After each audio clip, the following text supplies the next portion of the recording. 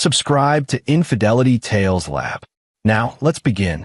Dean Durham stood in the driveway of his modest colonial house in suburban Massachusetts, watching his daughter Natasha circle the silver Honda Civic for the third time. The June sun caught the fresh wax, making the car gleam like something from showroom floor. She was 16 years old today, and the pure joy radiating from her face made every extra hour he'd worked over the past 2 years worth it. "Dad, I still can't believe it's really mine." Natasha ran her hand along the hood, careful not to leave fingerprints. She'd already memorized every feature, from the backup camera to the Bluetooth connectivity she'd been testing all morning. Dean crossed his arms, a slight smile playing at his lips. At 42, he built a career as a civil engineer, designing bridges and infrastructure projects that required patience, precision, and the ability to see how small decisions created large consequences. Those same skills had served him well in fatherhood, especially after Natasha's mother, his first wife, had died of cancer when Natasha was only 7. "You earned it, kiddo." Straight A's for 2 years, volunteer work at the animal shelter, and you've been saving your own money from that job at the bookstore. He pulled the registration papers from his back pocket. "Everything's in your name. This is your responsibility now." Natasha's green eyes, the same shade as her late mother's, sparkled with unshed tears. She wrapped her arms around him in a fierce hug. "I won't let you down. I promise." The front door opened, and Karen Durham stepped onto the porch, her phone pressed to her ear. Dean's second wife of 5 years offered them a distracted wave before turning back inside, her voice dropping to a murmur. Dean caught fragments. "Yes, Mom. I know. I'll talk to him about it." The smile faded slightly from Natasha's face. Dean recognized that look, the subtle withdrawal that happened whenever Karen's mother entered the conversation, even peripherally. Judith Herbert had that effect on people. "Hey," Dean said, tilting Natasha's chin up. "Don't let anything dim this moment. This is your day." Natasha nodded, but Dean could see her processing something. She'd always been perceptive, mature beyond her years. Growing up without a mother had forced her to navigate adult emotions earlier than most kids. It had made her resilient, but it had also made her cautious around Karen, who tried to build a relationship with her stepdaughter but always seemed to hold something back, some final reserve of maternal affection that she couldn't quite extend. Dean understood why. Karen was devoted to her own mother in a way that bordered on obsessive. Judith Herbert, a 71-year-old widow with a tongue sharp enough to cut glass, had raised Karen alone after her husband left when Karen was 10. The abandonment had created a bond between mother and daughter that sometimes felt less like love and more like a siege mentality, them against a world that might leave them at any moment. "Your grandmother called this morning," Karen said later that afternoon as they prepared for Natasha's small birthday party. Dean was assembling the grill in the backyard while Karen arranged vegetables on a platter in the kitchen. "She wants to come by tomorrow." Dean's hands paused on the propane connection. "Tomorrow's Monday.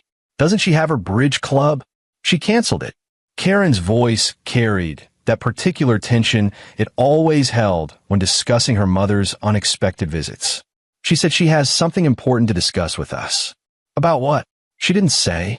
Karen set down the knife with more force than necessary. "Dean, please don't start. I didn't say anything. You were thinking it. I can tell." Dean straightened, wiping his hands on his jeans. Through the kitchen window, he could see Natasha in the driveway, still admiring her car, taking pictures to send to her friends. "I was thinking that it's Natasha's birthday weekend. Your mother could have called to congratulate her granddaughter, but instead she's coming over to discuss something important that apparently can't wait until next week." Karen's jaw tightened. She sent Natasha a card with a $20 bill inside. "I'm sure." "What's wrong with that?" "Nothing's wrong with it." Dean kept his voice level, a skill he'd honed over 5 years of marriage to a woman who defended her mother like a lawyer defending a client she knew was guilty. "I'm just noting the pattern." The pattern was this. Judith Herbert rarely showed genuine interest in Natasha unless it served some purpose for Judith herself. She'd skip school events, forget to return Natasha's phone calls, and consistently refer to Dean's daughter as Karen's stepdaughter rather than her granddaughter. But whenever Judith needed something, money, help with her house, someone to run errands. Suddenly she'd remember family obligations and arrive with thin smiles and thinner patience. The party that evening was small but genuine. Natasha's 3 closest friends came over, along with Karen's younger brother Vernon Herbert and his wife Michelle. Vernon was one of the few members of Karen's family that Dean actually liked. A high school history teacher with a dry sense of humor and a notably strained relationship with his own mother. "Nice wheels," Vernon said, examining the Civic while the girls took selfies by the car. "Judith know about this yet? She'll see it tomorrow, apparently." Dean handed him a beer. "Karen said she's coming by." Vernon's expression shifted into something carefully neutral. "Tomorrow? That's convenient timing." "What do you mean?" Vernon glanced toward the house, where Karen and Michelle were helping Natasha cut her birthday cake. He lowered his voice. "My mother's been complaining for 3 weeks that her Buick is making a weird noise. She took it to her mechanic, that guy who runs the shop on Maple Street, and he quoted her $1,200 for repairs. She refused to pay it, said he was trying to scam an old woman." Dean felt something cold settle in his stomach. "And now she's coming over the day after Natasha gets a new car. I'm not saying anything definite," Vernon said carefully. "But my mother has a talent for creative problem solving when it comes to her own convenience." Meaning that in her mind, if there's a perfectly good car sitting and used in the driveway, and she needs transportation while hers is in the shop, well, Vernon shrugged. "Family should help family, right? That's her philosophy. That car isn't sitting and used. It's Natasha's. You know that." "I know that." Vernon took a long drink of his beer. "But my mother has a unique interpretation of property rights when it comes to people she considers beneath her in the family hierarchy." Dean filed that information away, adding it to the mental catalog he'd been building for 5 years. Judith Herbert's sense of entitlement wasn't news, but the specific warning made his engineer's mind start calculating angles and trajectories. If Judith thought she could simply appropriate Natasha's car, she'd badly miscalculated. The next morning arrived with the kind of humid heat that made Massachusetts summers feel like living inside someone's mouth. Dean was in his home office reviewing structural plans for a new bridge project when he heard the telltale sound of Judith's Buick pulling into the driveway. The same Buick that supposedly needed $1,200 in repairs, yet had apparently survived the 15-mile drive from Judith's house without incident. Through his window, Dean watched Judith extract herself from the car with theatrical difficulty, one hand pressed to her lower back as if the journey had aged her a decade. She was a tall woman, rail-thin except for a soft pouch of belly that her expensive clothes tried to camouflage.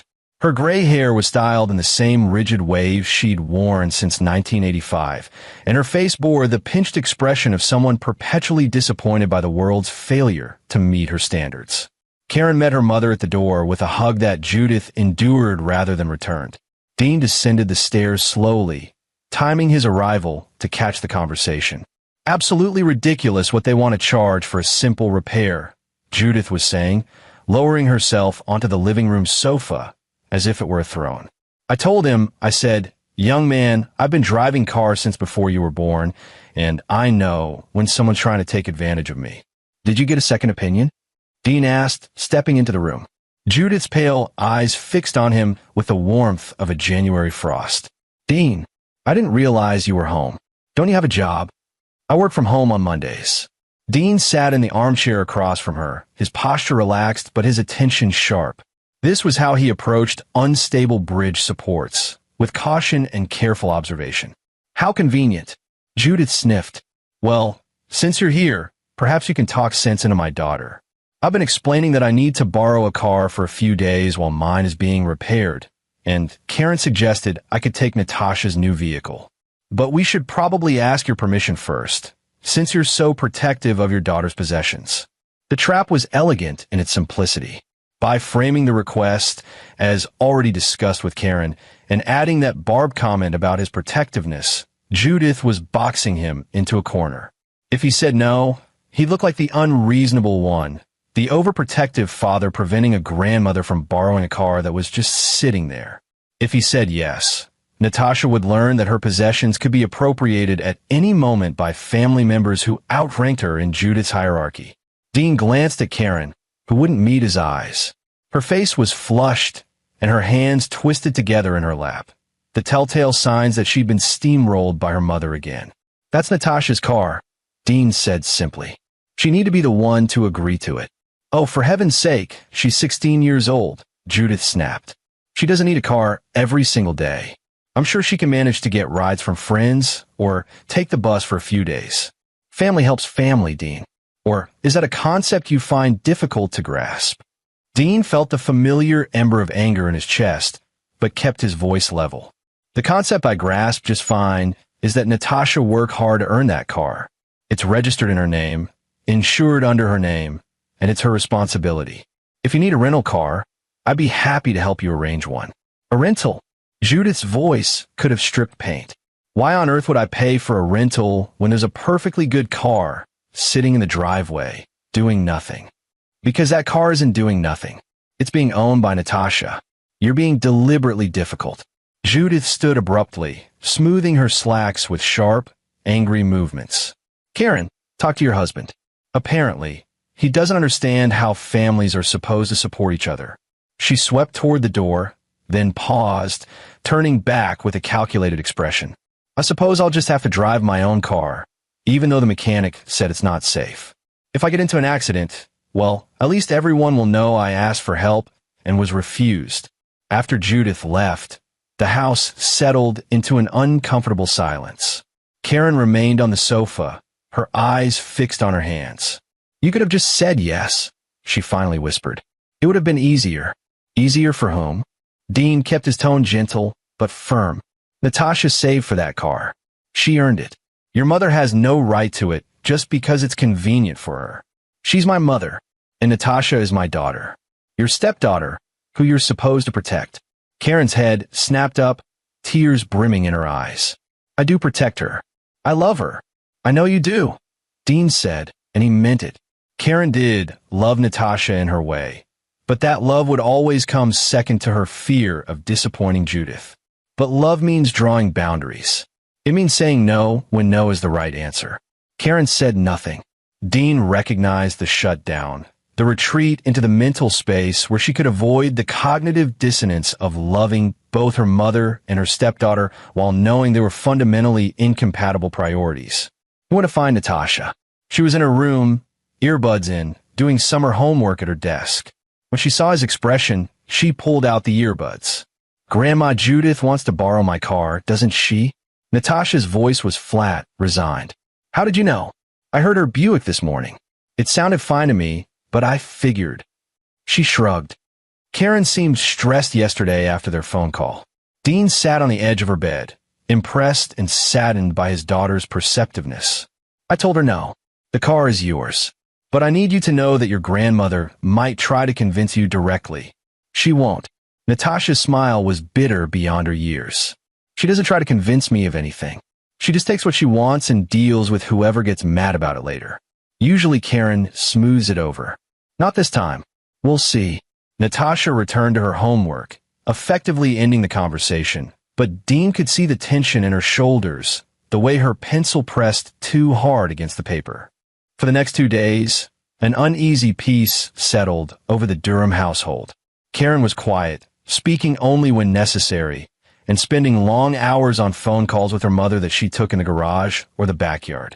Dean worked on his bridge project and kept one eye on Natasha's car through the office window, though he wasn't sure what he was expecting to happen. On Wednesday morning, Dean had an on-site inspection for a renovation project downtown.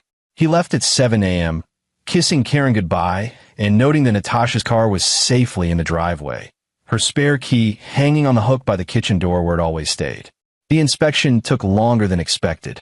By the time Dean got back to his truck at 1:30, he had 6 missed calls from Natasha and 2 from Karen. His stomach dropped as he called Natasha back. She answered on the first ring, her voice shaking. "Dad, you need to come home right now." "What happened? Are you hurt?" "No, I'm fine, but Dad, my car is gone. And the police are here." Dean's hands tightened on the steering wheel as he pulled into traffic. "Tell me everything." Slowly, Natasha's story came out in fragments, her usual composure shattered. She'd been at summer school until noon. She was taking an advanced chemistry class to free up her schedule during the regular year. When she came home, her car was gone. She called Karen, who said she didn't know where it was. Then, 20 minutes ago, Natasha had received a call from the police. They said my car crashed into a house on Birchwood Avenue, Natasha said, her voice cracking. They said I need to come to the station to give a statement because I was the one driving. What? You were at school? I know. I told them that. But they said the homeowner identified a teenage girl as the driver. Dad, I don't understand what's happening. Dean's mind was already racing through scenarios, each one more infuriating than the last. Where's Karen? She left right after I called her about the car. She said she had to go help Grandma Judith with something. There it was, the final piece clicking into place. Listen to me carefully, Dean said, forcing calm into his voice. Do not talk to the police without me there. Tell them your father is on his way and you're a minor who won't answer questions without a parent present. Do you understand? Yes. I'll be there in 20 minutes. Don't let them pressure you into saying anything. Dean disconnected and immediately called Vernon. I need you to do me a favor. Call your mother right now and ask where she is. Why? What's going on? Just do it. They call me back. 3 minutes later, Vernon called back. She's not answering, which is weird because she usually picks up immediately when I call. But I tried Michelle's phone. She's at work, and she said Mom called her an hour ago, very upset about some kind of accident. An accident involving a silver Honda Civic? Silence. Then, Jesus Christ. She didn't. I think she did. I need you to keep trying to reach her. Find out exactly what happened. Dean made it home in 15 minutes, breaking several traffic laws in the process. A police cruiser was parked at the curb, and Natasha was sitting on the porch steps, her face pale. A young officer stood nearby, looking uncomfortable. Mr. Durham? The officer stepped forward. I'm Officer Lewis David. I need to speak with your daughter about an accident that occurred at 1:15 this afternoon. My daughter was at school at 1:15, Dean said evenly. I'd like to see the accident report and speak with whoever claims they saw her driving. Officer David shifted his weight. The homeowner at the accident scene identified a teenage girl with long dark hair driving the vehicle. The car is registered to Natasha Durham, and my daughter has been in summer school all morning with approximately 20 witnesses, including teachers and administrators. Dean kept his voice level. Before we go any further, I'm going to need some clarification on what exactly happened, because I can assure you, my daughter wasn't driving. The officer glanced at Natasha, then back at Dean. Something in Dean's calm certainty seemed to register. Perhaps we should sort this out at the station. All parties involved. All parties, including the actual driver. Dean agreed. Let's go. At the police station, Dean and Natasha were shown into a small conference room. Dean pulled out his phone and started making calls. First to Natasha's school, requesting a formal statement about her attendance that morning. Second to his lawyer, a woman named Angie Holcomb who'd helped him navigate his first wife's estate and whom he'd kept on retainer for general legal matters. Don't answer anything until Angie gets here, Dean told Natasha. This isn't about you being in trouble. This is about protecting you from a false accusation. Natasha nodded, her hands trembling slightly. Dean reached across the table and squeezed her shoulder. We're going to fix this. I promise. 20 minutes later, Angie arrived, a sharp-eyed woman in her 50s with steel gray hair and a briefcase that might as well have been a weapon. She listened to Dean's summary of events, made several notes, then turned to the officer who'd been waiting outside. My client was in school at the time of this accident, Angie said crisply. I assume you'll be verifying her attendance before making any accusations? We're investigating all aspects of the incident, Officer David said, but he looked less certain now. That's when Karen arrived, and Dean's blood turned to ice at what he saw. Karen's face was flushed, her eyes red-rimmed from crying. Behind her, moving slowly with one hand pressed to her ribs, was Judith Herbert. The older woman had a visible scrape along her cheek, and her blouse was torn at the shoulder. There she is. Judith pointed a shaking finger at Natasha. That's her. That's the girl who took my car keys and went joyriding. Dean stood slowly, his body positioning itself between Judith and his daughter. Natasha was in school. She must have left early. She must have. Judith stumbled, and Karen caught her arm. Mom, please, you need to sit down. I won't sit down while that child is trying to get away with stealing my car. The puzzle pieces were slamming together now in Dean's mind, the full scope of what had happened crystallizing into sharp focus. Judith had taken Natasha's car, either with a spare key or by taking the one from the hook in the kitchen. She crashed it into a house. And now, impossibly, she was claiming that Natasha had stolen her car. Let me make sure I understand, Angie said, her voice cutting through the chaos like a knife. Mrs. Herbert, you're claiming that your 16-year-old granddaughter stole your car and crashed it? She took it without permission. I left it parked at my daughter's house while I visited, and when I came outside, it was gone. The next thing I know, the police are calling me about an accident. The lie was almost elegant. Almost. But Dean could see the cracks. Mrs. Herbert, he said quietly, the car that crashed is a silver Honda Civic registered to Natasha Durham. Your car is a Buick. Which car are you saying was stolen? Judith's face underwent a rapid series of expressions. Confusion, anger, calculation. I meant to say my car, the one I was borrowing. From Natasha. She let me borrow it. When did Natasha agree to let you borrow her car? This morning. She said I could use it. Natasha's voice was small but clear. I never said that. I haven't spoken to you since my birthday party. You're calling your grandmother a liar? Judith's voice rose to a screech. You ungrateful little... That's enough, Dean said, his voice dropping to a register that made everyone in the room go still. It was the voice he used when contractor tried to use substandard materials. The voice that reminded people he'd spent 20 years calculating exactly how much weight a structure could bear before it collapsed. Officer, I suggest you take statements from everyone separately. I believe you'll find some significant discrepancies. Officer David looked between Dean and Judith, then at Karen, who stood with her arm around her mother, her face a mask of misery. Yes, he said slowly. I think that's a good idea. What emerged over the next 2 hours was a story that made Dean's hands clench into fists under the table. Judith had indeed taken Natasha's spare key from the hook in the Durham kitchen. She'd driven the car to a doctor's appointment across town, then stopped at a boutique on Birchwood Avenue. While attempting to parallel park, she'd confused the gas and brake pedals and plowed through the front wall of a private residence, destroying a bay window and demolishing a dining room. Instead of calling the police immediately, Judith had first called Karen, who had rushed to the scene.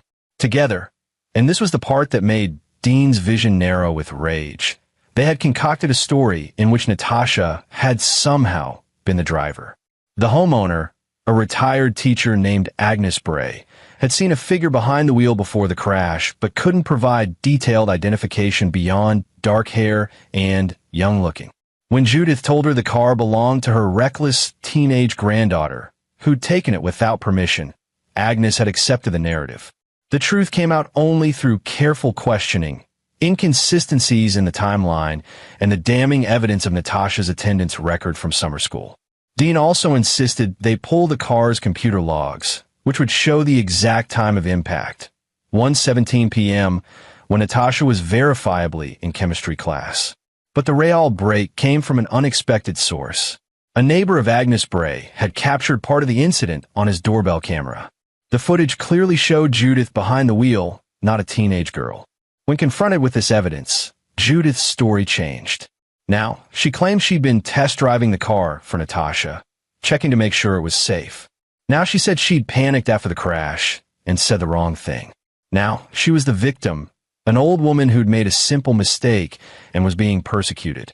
Karen stood by her mother through every revision, every new lie, her face growing more drawn, but her support never wavering. I want to file charges, Dean said to Angie in a private consultation room while the police sorted through the mess. Grand theft auto, filing a false report, reckless endangerment, whatever we can make stick. Angie nodded slowly. We can do that. But Dean, you need to understand, this is your wife's mother. This will blow up your marriage. My wife stood there and backed up her mother's lies about my daughter. She was willing to let Natasha take the blame for a car accident she didn't cause. What marriage is there left to blow up? Dean returned to the main room, where Natasha sat with Officer David. Karen and Judith were in a separate area, conferring with their own lawyer, someone Judith had called, a smooth-faced man named Keith McLaughlin who specialized in getting wealthy retirees out of minor criminal charges. "Natasha," Dean said gently, "I need you to tell the officer everything you told me. About the car, about where you were, all of it." Natasha glanced at Karen, who wouldn't meet her eyes. Something in Natasha's face hardened then, a transition from girl to young woman that Dean recognized with both pride and sorrow. "My grandmother took my car without permission," Natasha said clearly. "I never agreed to let her borrow it. I was in school when she crashed it, and then she tried to blame me for an accident I didn't cause." Officer David wrote it all down. Then he looked at Dean. "Mr. Durham, given the evidence in your daughter's statement, I don't believe we'll be pressing any charges against Natasha. However, Mrs. Herbert's actions are concerning. We'll need to discuss next steps." Those next steps took shape over the following hours. Judith was cited for reckless driving and filing a false police report. The insurance companies would have to sort out liability for the damage to Agnes Bray's house. Damage that totaled nearly $15,000 once all the structural work was calculated. But Dean wasn't done. Not even close. That evening, after bringing Natasha home, her car had been impounded as evidence. Though she'd get it back once the investigation was complete, Dean made a decision. He opened his laptop and started a document. A timeline. A record of every interaction with Judith Herbert over the past 5 years. Every lie, every manipulation, every instance of emotional abuse directed at Natasha or anyone else who crossed her. He didn't do this out of spite. He did it the way he approached any engineering problem, by gathering data, identifying weak points, and determining the most effective solution. Karen found him in his office after midnight. She stood in the doorway, her arms wrapped around herself. "Are you going to divorce me?" she asked quietly. Dean looked at her, really looked at her. He saw the scared 10-year-old whose father had left, the teenager who'd built her identity around being her mother's protector, the adult woman who'd never learned that love shouldn't require self-betrayal. "I don't know," he said honestly, "but I know this. If you ever put your mother's lies before my daughter's truth again, there won't be anything left to divorce. There'll just be two people living in the same house who have nothing to say to each other." Karen's face crumpled. "She's my mother, and Natasha is my daughter. She's also the child in this equation, the one who needed the adults in her life to protect her. Instead, she watched you choose your mother's lies over the truth. I was scared." "Of what?" "Of losing her. Of being alone again." Karen's voice broke. "You don't understand. After my father left, my mother was all I had. She's all I've ever had. If I lose her, then you'll have the chance to figure out who Karen is without Judith whispering in her ear." Dean softened his voice slightly. "But that's a choice you have to make. I can't make it for you." Karen fled. Dean heard their bedroom door close, then the muffled sound of crying. He felt a pang of sympathy, but he didn't follow her. Some bridges, he thought, you burned because they were never structurally sound to begin with. He returned to his timeline, adding the day's events in meticulous detail. Because Dean Durham had learned long ago that the strongest revenge wasn't hot and angry. It was cold and calculated. It was engineering the perfect collapse. And he'd only just begun. Dean slept on the couch that night, his mind churning through possibilities like a processor handling complex calculations. He'd built a career on understanding structural integrity, knowing exactly where to apply pressure to reveal weaknesses. Judith Herbert's entire life was a structure built on manipulation, intimidation, and the exploitation of people who couldn't say no to her. Vernon's passing comment about creative problem-solving had opened a door, and now Dean intended to walk through it. By 6 a.m., he was showered and dressed, coffee in hand, sitting at the kitchen table when Natasha shuffled in for breakfast. Her eyes were puffy from crying, but there was a steel in her expression that reminded Dean of her late mother. "You okay?" he asked. "I will be." She poured herself orange juice. "Is Karen still here?" "Upstairs." "Is she going to apologize?" Dean wished he could lie, give his daughter the comfort of believing her stepmother would do the right thing. "I don't know." Natasha nodded like she'd expected that answer. "Can I ask you something?" "Anything." "Why do people stay with family who hurt them? Why does Karen let Grandma Judith treat her like that?" Dean considered his answer carefully. Sometimes people confuse love with loyalty. They think because someone shares their blood, they owe them infinite chances. But real love, healthy love, has boundaries. It says, I care about you, but I won't let you destroy me or the people I'm supposed to protect. Did you learn that before or after Mom died? The question was perceptive. After. Your mom and I were still figuring out how to be good partners when she got sick. After she died, I had to learn how to be both parents to you, which meant understanding that love and protection aren't the same thing, but they need to work together. Natasha absorbed this, then asked, What are you going to do about Grandma Judith? What makes you think I'm going to do something? Because you're you. You plan things. You think like a chess player. She smiled slightly. Plus, you had that look last night. The same one you get when reviewing blueprints with mistakes in them. Dean felt a surge of pride at his daughter's perception. I'm going to make sure she can't hurt you again. Beyond that, I can't say. What he didn't tell Natasha was that his plans extended far beyond simple protection. He'd spent the early morning hours researching insurance fraud, filing false police reports, and civil liability. He'd also made several phone calls to people Judith had wronged over the years. People Vernon had mentioned in passing, casual stories about their mother's difficult personality that now took on sinister dimensions. The first call had been to Lawrence Ramsey, Vernon's friend from college who'd done contracting work on Judith's house 2 years ago. According to Vernon, Judith had refused to pay the final invoice, claiming shoddy workmanship, then threatened to report Lawrence to the state licensing board if he pursued the debt. Dean Durham, Lawrence had sounded surprised to hear from him. Vernon's brother-in-law, what can I do for you? I understand you had a business dispute with Judith Herbert. A long pause. That's putting it mildly. The woman cost me 15 grand and nearly destroyed my reputation in the contractors community. Why? Because I think she's done it to other people, and I think there's a pattern. Would you be willing to document what happened? Dates, invoices, correspondence. Hell yes. Lawrence's voice had turned eager. You building a case against her? I'm building something. I can't promise results, but I need to understand the full scope of her behavior. That conversation had led to 3 more.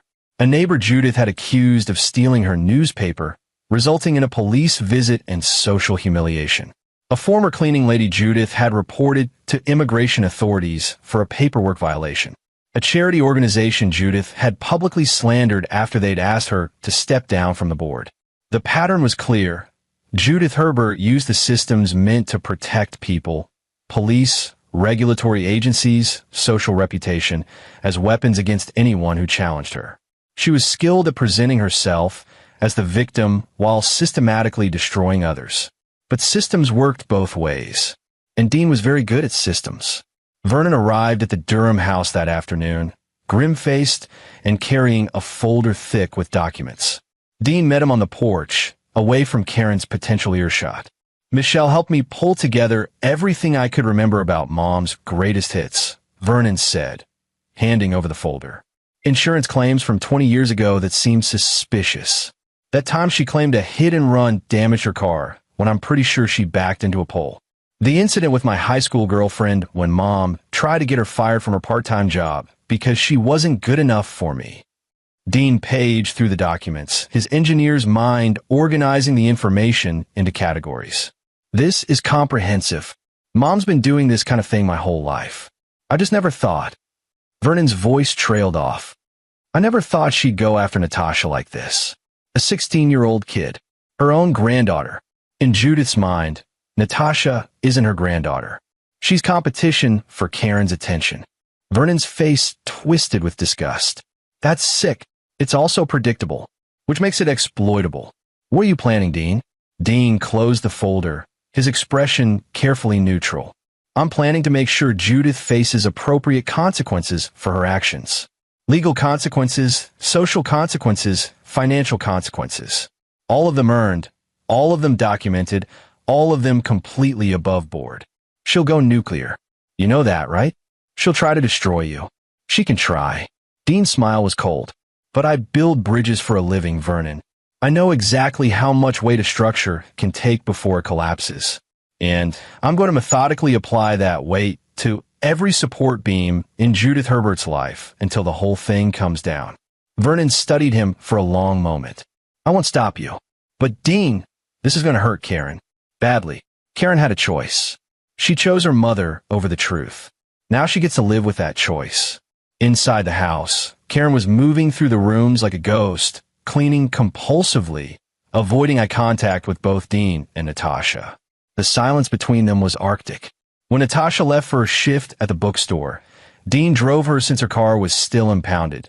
Karen finally approached him. My mother's lawyer called.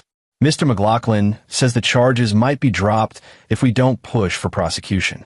It's a first offense, she's elderly, and Agnes Bray is willing to let insurance handle everything if we agree not to pursue criminal charges. Dean set down his coffee cup carefully. And what did you tell him? I said I'd talk to you. The charges aren't mine to drop, Karen. They're the state's. And they involve your mother stealing Natasha's car, crashing it, and then trying to frame a 16-year-old for a felony. She didn't mean to. Stop. Dean's voice cut through her excuse. Just stop. I'm not interested in what Judith meant to do. I'm interested in what she actually did. And what she did was commit multiple crimes and try to destroy our daughter's life to cover her own ass. Our daughter. Karen's voice rose. She's not my daughter. She's yours. That's what everyone keeps reminding me. The words hung in the air like poison gas. Dean felt something inside him shift, a structural failure that couldn't be repaired. You're right, he said quietly. She's mine, and I will always choose her over anyone else, including you, including your mother. If you can't accept that, then we don't have a marriage worth saving. Karen's face went pale. You want me to choose between you and my mother? No. I want you to choose reality over lies. I want you to choose protecting a child over protecting an abuser. But if you want to frame that as choosing between me and your mother, then yes. Choose. Karen turned and walked away. That night, she moved into the guest room. The next morning, her mother's lawyer called Dean directly.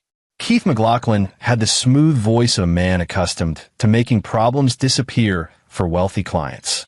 Mr. Durham, I understand there's been an unfortunate misunderstanding involving your mother-in-law and your daughter's vehicle. Mrs. Herbert is an elderly woman who made a simple mistake. She's willing to pay for all damages and compensate Natasha for any inconvenience. Surely we can resolve this as a family matter. My mother-in-law stole my daughter's car and tried to frame her for a crime, Dean said flatly. That's not a misunderstanding. That's criminal behavior. Mrs. Herbert's memory isn't what it used to be. She was confused about which car she was driving. She was confused enough to lie to the police, to Agnes Bray, and to attempt to shift blame onto a minor. That's a very selective confusion. McLaughlin's voice took on an edge. Mr. Durham, I'd advise you to think carefully about escalating this situation. Family disputes can get very messy in court. Details about households come out. Financial situations. Personal behaviors. Are you certain you want your family's private life exposed? Dean recognized the threat. Vague enough to maintain plausible deniability, specific enough to land. Is that how Judith usually handles people who stand up to her? She threatens to expose their private lives. I have no idea what you're implying. I think you do. I think Judith has been using this tactic for years, and I think you've helped her do it. But here's what you should understand about me, Mr. McLaughlin. I document everything. I have records going back 5 years of every interaction with Judith Herbert. I have witness statements from people she's damaged. I have evidence of a pattern of behavior that goes far beyond one car accident. The line went silent. Then what do you want? I want a full written apology from Judith to Natasha. I want her to pay for all damages to Natasha's car and to Agnes Bray's house. I want her to admit, in writing, that she took the car without permission and lied to the police. And I want her to stay away from my daughter. That's not going to happen. Then we'll see you in court. And Mr. McLaughlin? When we do, I'm going to make sure every newspaper in this county knows about the pattern of false accusations and harassment your client has engaged in for decades. I'm going to make sure Agnes Bray knows that the woman who destroyed her dining room has done this kind of thing before. I'm going to make sure Judith Herbert becomes a case study in entitled seniors who think they're above the law. Dean hung up before McLaughlin could respond. His hands were shaking slightly, not from fear, but from the adrenaline of finally finally pushing back against the tide of manipulation that had defined his marriage. That evening, Vernon called with news. "You must have really rattled McLaughlin. He called my mother in a panic, and she called me screaming about how you threatened her lawyer and you're trying to destroy the family." Michelle heard the whole thing on speakerphone. Mom was almost incoherent with rage. "Good. Dean, be careful. When Mom gets cornered, she doesn't back down. She escalates. I've seen her do it before. So have I. That's why I'm prepared." The escalation came 48 hours later. Dean arrived home from a site inspection to find Karen's car gone and a note on the kitchen table. Took Natasha to Mom's house. "We need to have a family meeting." "Okay." Dean's blood pressure spiked immediately. He called Natasha's cell. It went straight to voicemail. He called Karen. Same result. He was in his truck and driving toward Judith's house within 30 seconds, his mind running through scenarios, each worse than the last. The drive normally took 20 minutes. Dean made it in 12. Judith Herbert lived in a pristine colonial in an older, wealthy neighborhood where the houses were spaced far apart and the lawns were maintained by professional services. Dean pulled into the circular driveway behind Karen's sedan and Judith's Buick. The same Buick that supposedly needed $1,200 in repairs, but was now parked as if nothing had ever been wrong with it. The front door was unlocked. Dean pushed through into the marble-floored foyer, following voices to the formal living room.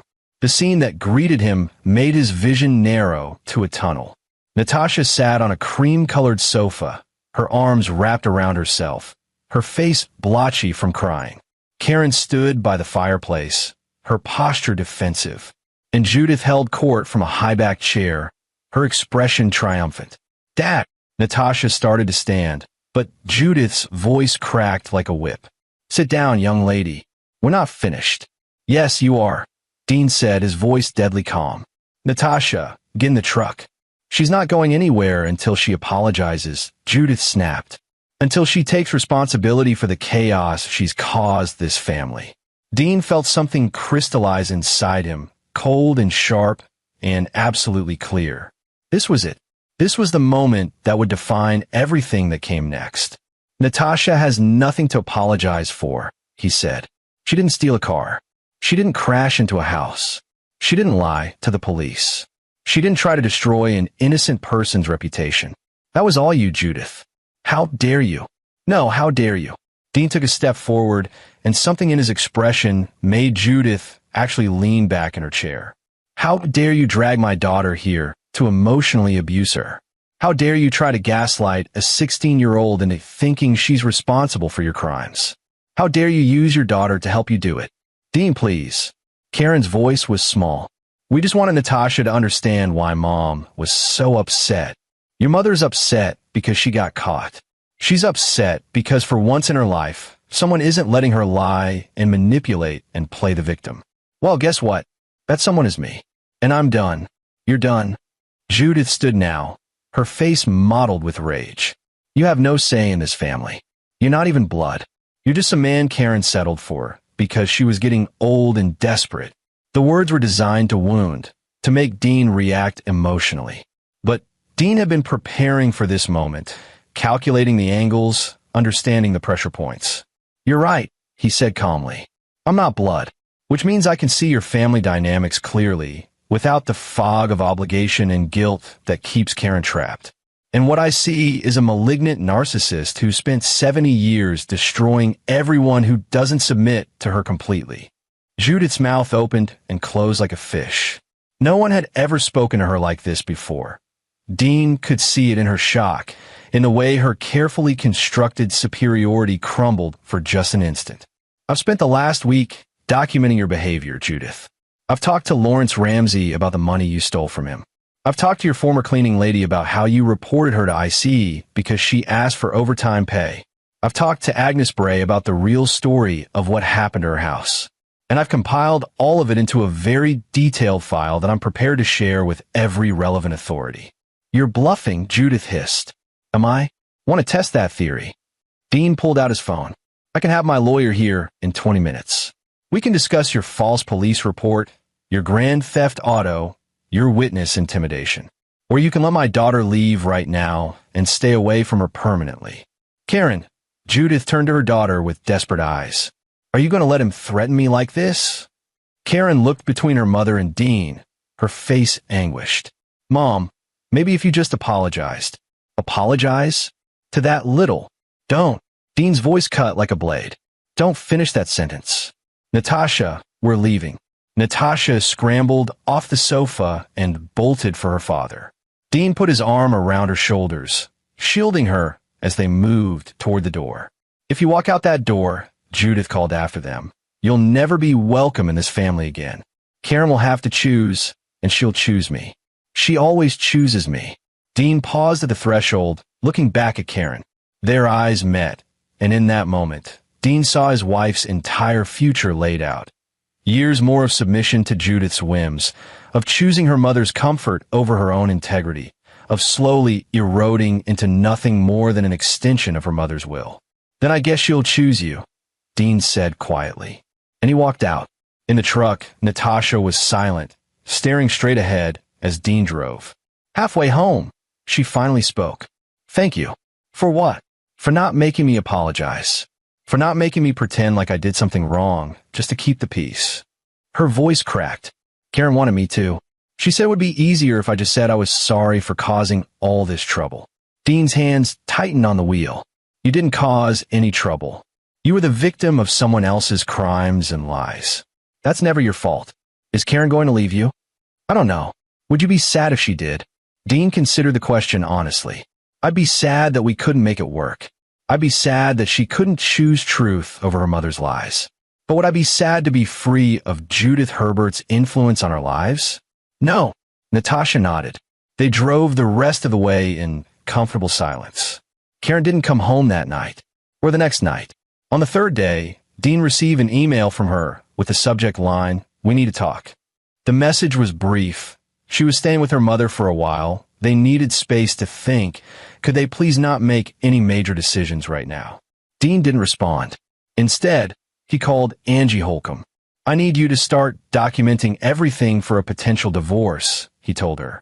I want to make sure Natasha's protected, her college fund is protected, and the house is protected.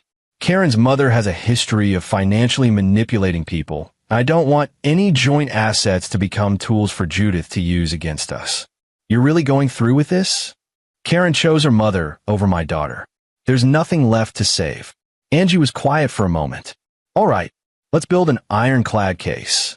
Over the next week, Dean moved forward with machine-like precision. He compiled his evidence against Judith into a formal complaint with the district attorney's office. He provided witness statements, timeline documentation, and the doorbell camera footage that showed Judith behind the wheel. He made sure Agnes Bray understood that she had grounds to sue Judith personally for damages beyond what insurance would cover. He also started divorce proceedings, quietly but thoroughly. The house was in his name from before the marriage. The college fund for Natasha was untouchable. His retirement accounts would need to be divided, but he consulted with a forensic accountant to ensure Karen couldn't claim more than her legal share. Natasha's car was returned from impound, slightly damaged but drivable. Dean took it to a body shop and paid for the repairs out of pocket rather than filing an insurance claim in Natasha's name. He didn't want her rates to go up because of Judith's actions. On the 9th day after the incident at Judith's house, Dean received a call from Vernon. You need to know something, Vernon said without preamble. Mom hired a private investigator to dig up dirt on you. She's trying to find something she can use to make you look like an unfit parent. Dean had anticipated this. Tell her to look all she wants. I got nothing to hide. No criminal record, no financial irregularities, no secret addictions or affairs. I'm boring as hell, and that's going to disappoint her. Dean, she's not going to stop. She's obsessed now. She sees this as a war she has to win. Good, because I do too. And unlike Judith, I don't fight with lies. The district attorney's office contacted Dean a few days later. The assistant DA, a sharp woman named Maria Buchanan, laid out the situation. We have enough evidence to prosecute Mrs. Herbert on several charges, but I'll be honest with you, given her age and lack of criminal history, she'll probably get a plea deal. Probation, community service, maybe some fines.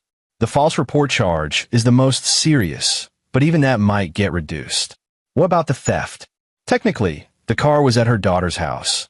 There were keys accessible, and she's family. A defense attorney could argue implied permission, especially if your wife testifies that she believed Mrs. Herbert had permission to use the vehicle. My wife would lie under oath. Maria's expression was carefully neutral. I've seen family members do stranger things. But here's what you need to understand. Even with a plea deal, this goes on Mrs. Herbert's record. She becomes a convicted criminal. That's not nothing. It's not enough. Maybe not, but it's what the law allows. If you want real justice, you might need to look beyond the criminal system. Dean understood what she was telling him. The law had limits, but social consequences, financial consequences, reputational consequences, those could cut deeper than any court ruling. He made his next call to Lawrence Ramsey. Remember when you asked if I was building a case? I need you to sue Judith Herbert for the money she owes you. I'll help you with legal costs if necessary. You serious? Completely. She threatened to destroy your reputation. Now we're going to destroy hers. One documented lawsuit at a time. That was the beginning of what Dean came to think of as the cascade. He systematically contacted every person Judith had wronged, encouraged them to pursue legal remedies, offered to connect them with lawyers, and made sure that every claim was filed in a way that would become public record. The cleaning lady Judith had reported to immigration authorities, filed a civil rights complaint. The neighbor Judith had accused of theft filed for defamation. The charity organization Judith had slandered hired a lawyer to demand a public retraction and apology. Within 2 weeks, Judith Herbert had become the defendant in 5 separate legal actions. Her lawyer, Keith McLaughlin, was overwhelmed. Local newspapers picked up the story. Elderly woman faces multiple lawsuits amid pattern of harassment claims. Dean didn't give interviews. He didn't comment publicly. He simply let the documented evidence speak for itself. Karen called him, finally, her voice shaking with anger. How could you do this? She's an old woman. You're destroying her life. I'm holding her accountable for her actions, Dean corrected. Something that should have happened decades ago. She's my mother, and Natasha is my daughter. You made your choice, Karen. Now live with it. The police charges against Judith were eventually reduced to reckless driving and filing a false report, both misdemeanors. She pled guilty, received probation and community service, and was required to pay restitution to Agnes Bray. It was, as Maria Buchanan had predicted, a relatively light sentence. But the civil suits were a different matter. One by one, they ground forward, each one adding to a public record of Judith Herbert's behavior. Her reputation in the community, carefully cultivated over decades, began to crumble. Friends distanced themselves. Her country club started an investigation into her membership after learning about the lawsuits. The church where she'd been a prominent donor asked her to step back from her volunteer positions. Dean watched it all with the same careful attention he gave to bridge construction, noting load points, watching for signs of structural failure, waiting for the inevitable collapse. 3 months after the car accident, Dean and Karen sat across from each other at a mediator's office, dividing up 5 years of marriage. Karen looked thin, exhausted, her eyes hollow. Judith was in the lobby, of course, directing her daughter's decisions, but the mediator had banned her from the actual session. I loved you, Karen said at one point, her voice breaking. I really did. I know, Dean said, and he had loved her too, in his way. But love without integrity was just dependence, and he confused one for the other. The divorce was finalized by September. Dean kept the house, his retirement accounts, and full custody of Natasha.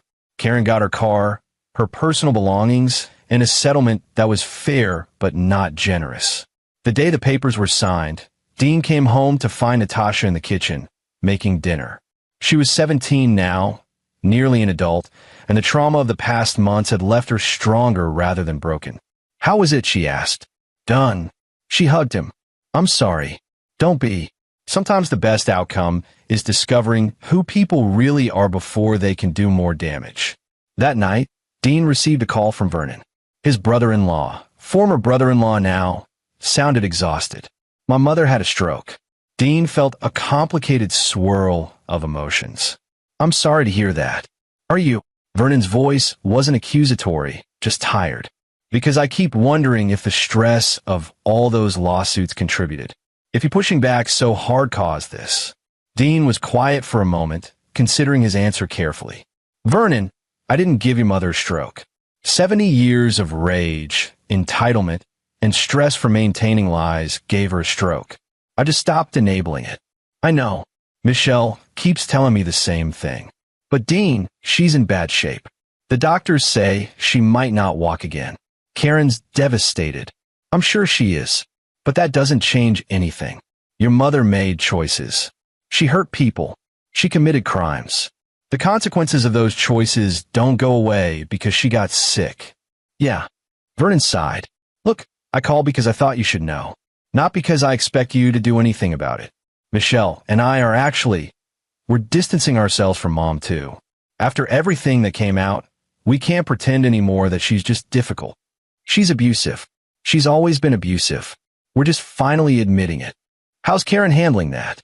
She's not. She's moved in with Mom to be her full-time caregiver. She quit her job, sold her car for medical expenses, and she's basically martyring herself. Michelle tried to talk to her, but Karen won't listen. She's convinced that if she just takes care of Mom perfectly enough, it'll make up for having betrayed her by marrying you. Dean felt a wave of sadness, not for himself, but for the woman Karen could have been if she'd ever learned to say no to her mother's demands. There's nothing I can do about that. I know. I just thought you should know how it ended up. After Vernon hung up, Dean sat in his office for a long time, staring at the bridge blueprints on his desk. Every structure had a breaking point. Every system had a tolerance threshold. He'd calculated Judith Herbert's thresholds and applied pressure with mechanical precision. He didn't feel guilty, but he didn't feel triumphant either. He just felt tired. Natasha appeared in his doorway. You okay? Yeah, just thinking. About Karen? About how people choose their own prisons. And how sometimes the kindest thing you can do is stop being the person who keeps bringing them keys. Natasha came and sat on the edge of his desk. Grandma Judith had a stroke, didn't she? I heard you talking. Yeah. Do you feel bad? I feel like I documented her crimes, supported her victims, and made sure she faced consequences for her actions. How her body responded to that stress isn't something I can control or take responsibility for. Natasha was quiet for a moment, processing. Then she said, good, because she tried to destroy my life. She tried to make me a criminal, and Karen helped her. They both deserve whatever they get. Dean looked at his daughter, 17 years old and harder than she should be, but honest and strong. Don't let them make you bitter. I'm not bitter. I'm just done pretending like family means you have to accept abuse. She smiled slightly. I learned that from you. Smart kid. I learned that from you too. The lawsuits against Judith continued to wind through the courts over the following months. Some settled. Some went to judgment, but all of them added to a public record that transformed Judith Herbert from a respected community member into a cautionary tale. The financial penalties weren't crippling. Her late husband had left her comfortable, but the social destruction was complete. Dean didn't attend any of the court proceedings. He didn't need to. He'd set the machine in motion, and now it ran on its own momentum, powered by years of accumulated evidence and victims finally finding the courage to speak. A year after the car accident, Dean received an unexpected letter. It was from Agnes Bray, the homeowner whose house Judith had crashed into. Dear Mr. Durham, I wanted to thank you for your honesty during that terrible incident with your mother-in-law. When I first met Mrs. Herbert, I believe her story about a reckless teenager. I'm ashamed to admit I was ready to support pressing charges against your daughter without question. Since then, I've learned about Mrs. Herbert's history of manipulating people and situations to avoid responsibility. I've also learned that you were the one who insisted on finding the truth, even when it meant going against your own wife. That takes courage. Your daughter is lucky to have a father who values truth over family politics. The repairs to my house are complete, and Mrs. Herbert's insurance did eventually pay for everything after the lawsuits forced the issue. But more importantly, I've learned to question the narratives people present, especially when they cast themselves as victims. Thank you for the lesson. Sincerely, Agnes Bray. Dean filed the letter with his other documentation. He thought about responding, but decided against it. The lesson Agnes Bray had learned wasn't really about him. It was about her own willingness to believe the first story she heard, especially when it came from someone who looked respectable. Natasha graduated high school at the top of her class. She decided to pursue engineering at MIT, following in her father's footsteps. Dean helped her move into her dorm on a humid September morning, both of them carrying boxes up 3 flights of stairs.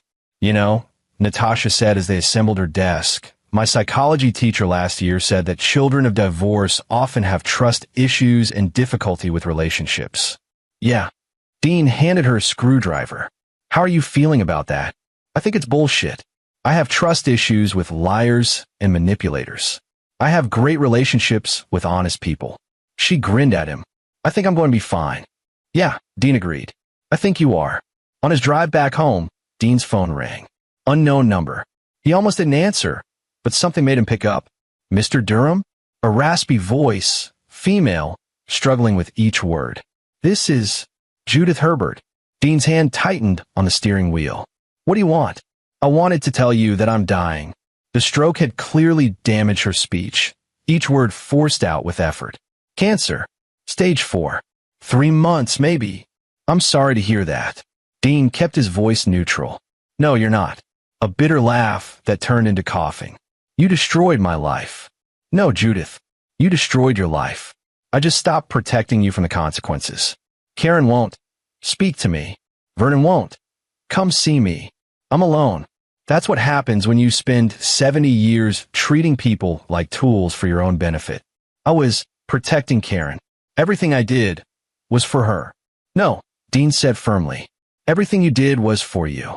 You wrapped it in the language of protection, but it was always about control.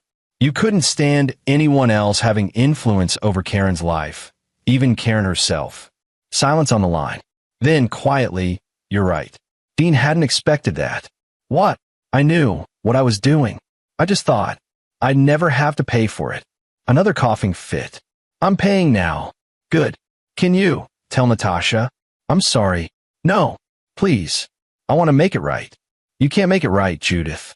Some things can't be fixed with apologies. You try to destroy a child to save yourself. There's no coming back from that. Then what was the point? Judith's voice broke. What was any of it for? I don't know. That's a question you'll have to answer for yourself in whatever time you have left. Dean hung up. His hand was shaking slightly, not from anger, but from the surreal nature of the conversation. Judith Herbert, finally cornered by mortality, reaching out for forgiveness she didn't deserve, an absolution he wouldn't give. He didn't tell Natasha about the call. There was no point. It wouldn't change anything, wouldn't heal any wounds. Some people, he'd learned, only found self-awareness when it was too late to matter. Judith Herbert died in November, alone in a nursing home, her medical bills consuming the last of her estate. Karen was there at the end, having bankrupted herself, caring for a woman who'd never truly loved anyone but herself. Dean sent a sympathy card. He didn't attend the funeral. 3 years later, Dean stood in his backyard, watching Natasha and her boyfriend, a kind, funny computer science major named Jerome Dodd, try to grill vegetables without burning them. She was 20 years old now, thriving at MIT, confident and strong. Dad, she called. How long do peppers take? Until they're done. He called back, earning himself an eye roll. His phone rang. Karen's number. He'd kept her in his contacts, though they rarely spoke anymore. Dean. Her voice sounded different, stronger, clearer than he remembered. I know this is out of the blue, but can we talk? I'm listening. I wanted to apologize. Really apologize. Not just go through the motions. She took a deep breath. You were right about my mother. About everything. I spent 30 years letting her control my life, and I lost everything because of it. My marriage. My relationship with Natasha. My own sense of self. What changed? Therapy. Lots and lots of therapy. And distance. After Mom died, I finally had space to think without her voice in my head telling me what to feel. Karen laughed shakily. Turns out when you stop defending the indefensible, you have to face what you were actually defending. That's a hard lesson. Yeah, but necessary. A pause. I don't expect forgiveness. I don't expect anything, really. I just wanted you to know that I see it now. What I did to Natasha. How I prioritized my mother's lies over an innocent child's truth. That was unforgivable. It's not my forgiveness you need, Dean said gently. It's Natasha's. I know, and I don't expect her to give it. But maybe someday, when she's ready, if she's ever ready, could you tell her I'm sorry? That I was wrong? That she deserved so much better than what I gave her. Dean watched his daughter laugh at something Jerome said, watched her flip a burger with confidence, watched her exist in a world where she was loved and supported and believed. I'll tell her. But Karen, the work of earning her forgiveness, if she ever offers it, that's on you. That's years of changed behavior, not just words. Understand. Thank you for listening. After they hung up, Dean stood for a moment, processing. Maybe people could change. Maybe they couldn't. But either way, it wasn't his job to carry their transformation for them. Dad! Natasha waved him over. Come judge our cooking. Dean joined them, accepting a slightly charred pepper with good grace. His daughter smiled at him, secure and happy, and he realized that this right here was what victory actually looked like. Not Judith's destruction, though that had been necessary. Not Karen's apology, though it was meaningful. Not even the legal wins or the social consequences. Victory was his daughter, whole and healthy, standing in the sunlight without the weight of someone else's lies on her shoulders. Victory was knowing he'd protected her when it mattered most. Victory was teaching her that truth and integrity weren't just ideals. They were foundations you built your life on, even when the cost was high. It's good, Dean said, chewing the pepper. Really good. Natasha beamed. Liar. But thanks. I never lie, Dean said with mock solemnity. I just engineer the truth into its most favorable presentation.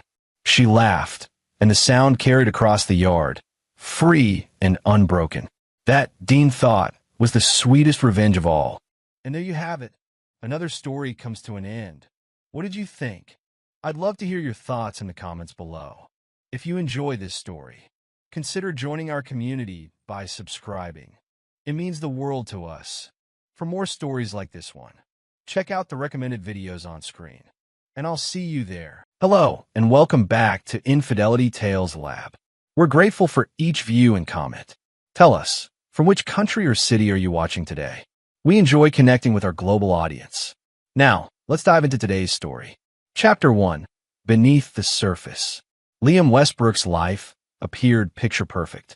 At 42, he had built a successful security consulting business from the ground up after 15 years in military intelligence. His sprawling home in the suburbs of Portland housed what many considered the ideal family. His wife, Audrey, a pharmaceutical research scientist who had recently been promoted to department head, and their 8-year-old son, Caleb, a sensitive, observant child who inherited his father's sharp eyes and analytical mind. But beneath this glossy exterior, fault lines have been forming. Liam had noticed subtle changes in Audrey's behavior over the past 6 months. Late nights at the lab became more frequent. Weekend emergency calls pulled her away from family outings. Her phone remained permanently face down, and she had changed the passcode twice in recent months. Liam's instincts, honed through years of intelligence work, screamed that something was wrong, but he refused to jump to conclusions. Their marriage had weathered difficult periods before. The grueling years of Audrey's medical research training, Liam's dangerous overseas contracts, the stressful months when Caleb had been hospitalized with a rare infection. They had always emerged stronger. This time, however, the distance between them felt different, charged with something more insidious than mere stress. His suspicions grew when Audrey's cousin Vivian began appearing at their home unannounced. A failed filmmaker with a history of unethical behavior, Vivian had always treated Liam with barely concealed contempt. Her sudden interest in their family life raised immediate red flags. Twice, Liam had walked into rooms to find Audrey and Vivian in hushed conversation that abruptly ceased. Then there was Audrey's new colleague, Dr. Samuel Reeves, who had transferred from a pharmaceutical company in Boston 6 months ago. Samuel started appearing at social gatherings, always standing too close to Audrey, their conversations filled with inside jokes and terminology that excluded everyone else. Liam noticed how Audrey's posture changed around Samuel. More relaxed, more animated. She had begun mentioning him in conversations with increasing frequency, his name falling from her lips with a subtle inflection that made Liam's jaw tighten. One evening, while helping Caleb with homework, Liam noticed his son's unusual reticence. "Everything okay, buddy?" Liam asked, closing the math textbook. Caleb fidgeted with his pencil. "I saw Mom's friend at school yesterday." "Her friend? You mean Samuel?" Caleb nodded. "He was waiting in his car. Mom came out of my classroom after talking to Mrs. Powell. They didn't see me because I was still in the library. They hugged for a really long time." Liam kept his face carefully neutral, though his heart rate accelerated. "Did they say anything?" "Mom said something about November plans and after Thanksgiving. Then they saw my friend Tyler and stopped talking." Caleb looked up, his eyes troubled. "Dad, why would Mom's work friend be at my school?" "I'm not sure," Liam replied evenly, "but I'm going to find out." That night, while Audrey slept, Liam carefully examined their financial records. No unusual withdrawals or transfers, but he discovered Audrey had opened a separate account 3 months earlier. More disturbing was what he found on their shared cloud storage. Deleted photos recovered through security software revealed Audrey and Samuel together at locations she had claimed to be work conferences, a cabin in the mountains, a Seattle hotel, a beach that Liam recognized as the Oregon coast.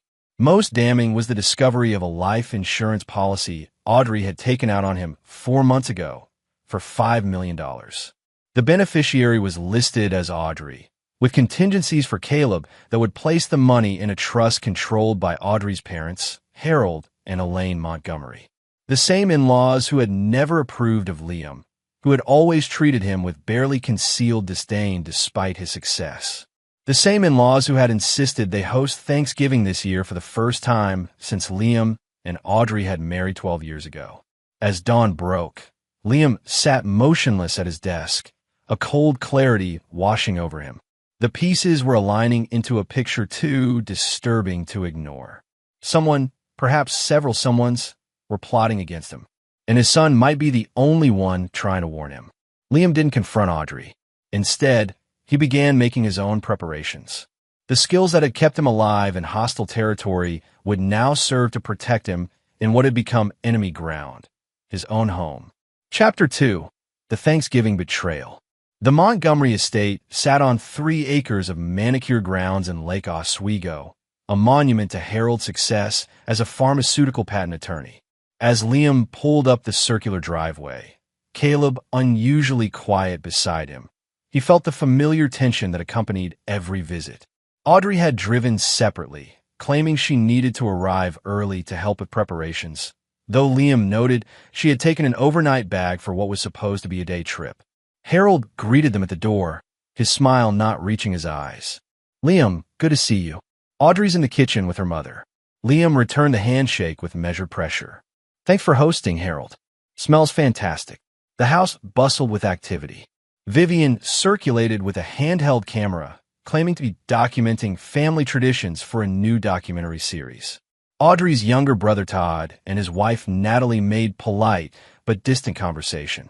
Samuel Reeves was there too, introduced to the extended family as Audrey's valued colleague, who had nowhere else to go for the holiday. Throughout the afternoon, Liam observed the subtle glances between Audrey and Samuel, the way Vivian's camera lingered on him during seemingly casual moments, how Harold pulled Samuel aside for what appeared to be private conversations. Most concerning was how everyone fawned over Caleb, with Elaine repeatedly mentioning how the guest room was always ready for her special grandson.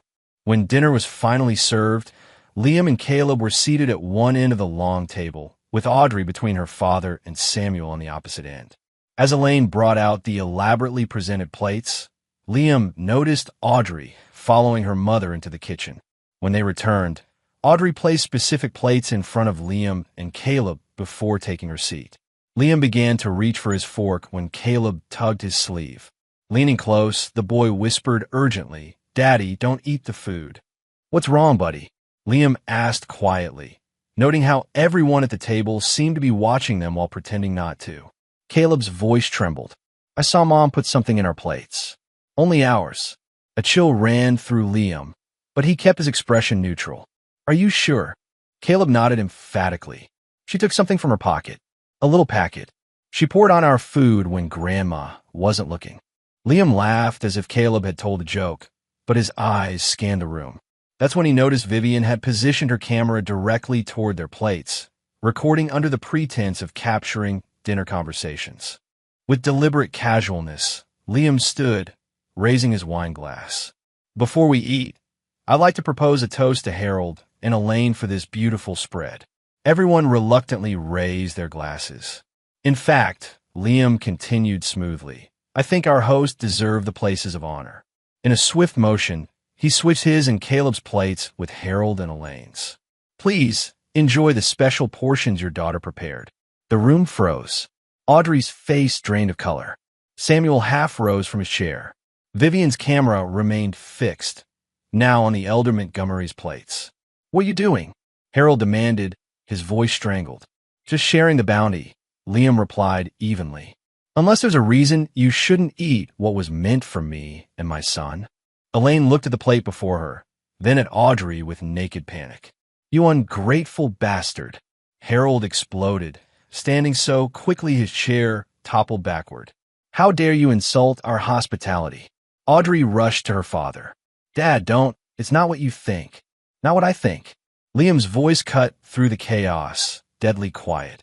Then please explain what my 8-year-old son saw you putting in our food, Audrey. It's medicine. Audrey blurted. Caleb's been having stomach issues, and I was giving him digestive enzymes. And you've had heartburn, so I... Liar. Caleb shouted, tears streaming down his face. You told Samuel on the phone that it would work fast and no one would know. The room erupted in shouting. Vivian scrambled to keep recording. Samuel moved toward the door. Natalie pulled out her phone, her face horrified. Through the chaos, Liam locked eyes with his son and gave him a single, reassuring nod. Then he turned to the assembled family, his expression hardening into something none of them had seen before. The face of the man he had once been in dark places far from suburban Portland. This dinner is over, he announced. Caleb and I are leaving. Anyone who tries to stop us will regret it. He looked directly at Audrey. And this marriage is over too. Chapter 3, Dark Revelations. 2 days after the Thanksgiving disaster, Liam sat in attorney Deborah Wells's office, laying out what had happened. Deborah, a former prosecutor with a reputation for ruthless efficiency, listened without interruption, taking occasional notes. So my wife and her family tried to poison me and my son, Liam concluded. And I need to know my options. Deborah removed her glasses. Without physical evidence of the substance, it's your word against theirs. We need more. I have this. Liam placed a small vial on her desk. I managed to scrape some residue from the plate before leaving. My son's safety was my priority, but I wasn't walking away empty-handed. Deborah's eyebrows rose. That's extremely resourceful. I'll have it analyzed immediately. There's more, Liam continued. After securing temporary emergency custody of Caleb through Judge Preston, an old military connection, I hired a private investigator. In 48 hours, they've uncovered disturbing information. He placed a folder on the desk. Audrey and Samuel have been involved for at least 8 months. More concerning is their research focus. They're developing a compound that causes cardiac symptoms mimicking natural heart failure, untraceable in standard autopsies. And the $5 million life insurance policy, Deborah murmured, scanning the documents. Exactly. But here's what's truly sinister. Audrey's parents are major investors in a pharmaceutical startup that Samuel secretly heads.